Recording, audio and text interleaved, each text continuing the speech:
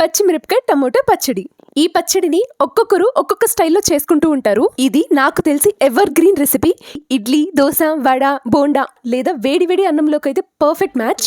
And ఇవాళ ఈ పచ్చడి మా గార్డెన్ లో పండిన పచ్చిమిరపకాయలు ఇంకా టమోటాలతో చేస్తున్నాము. సో టేస్ట్ అయితే అదిరిపోబోతుంది.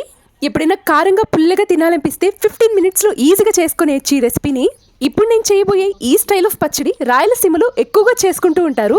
సరే, ఇప్పుడు ఈ పచ్చడి ఎలా చేయాలో చూద్దామా?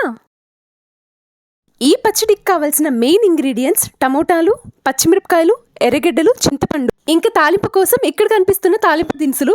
ఇప్పుడు ఒక మిక్సీ జార్ తీసుకొని అందులో పచ్చిమిరపకాయలు, టమోటా, 1 cup ఆఫ్ ఆనియన్, ఇప్పుడు చింతపండుతో పాటు 1 tablespoon ఆఫ్ కల్లుప్పును కూడా యాడ్ చేసుకోవాలి. ఇప్పుడు అది మరీ పేస్ట్ లా కాకుండా కొంచెం బరకగా గ్రైండ్ చేసుకుని పెట్టుకోవాలి.